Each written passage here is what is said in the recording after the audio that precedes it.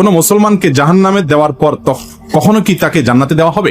খুব গুরুত্বপূর্ণ একটা প্রশ্ন। একটু আগে যে গোষ্ঠীর কথা বলছিলাম, যারা আমাদের নবীজির হাদিসকে অস্বীকার করে, তারা শুধু কোরআন দিয়ে চলতে চায়, শুধু কোরআনে এত ইনিশিয়েট দেওয়া আছে যে এটা দিয়ে সে চলতে পারবে না।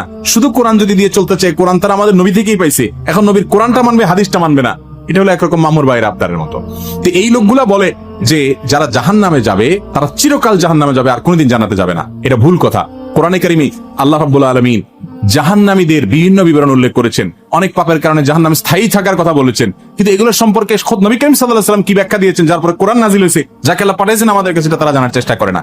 বুখারী সহ বিভিন্ন হাদিসের কিতাবে বর্ণিত হয়েছে সন্দেহাতীত ভাবে যে নবী করিম সাল্লাল্লাহু আলাইহি ওয়াসাল্লাম জাহান্নাম থেকে সর্বশেষ উদ্ধার হওয়া ব্যক্তি কিভাবে উদ্ধার করা হবে সে বিবরণ দিয়েছেন, যে তাকে জাহান্নাম থেকে উঠানো হবে, জান্নাতের কাছে আনা হবে, সে চাইবে আমাকে কাছে নিলেই হবে, ভিতরে নেওয়া লাগবে না, এবারে সে ভিতরে যেতে চায়, বিস্তারিত বিবরণ আছে। এখান থেকে বোঝা যায় যার অন্তরে ঈমান আছে সে যত অপরাধী করুক শাস্তি হবে হয়তোবা, কিন্তু একটা সময় তার অপরাধের শাস্তি মেয়াদ শেষ হলে আল্লাহ তাআলা তাকে জান্নাতে আনবেন ইনশাআল্লাহ।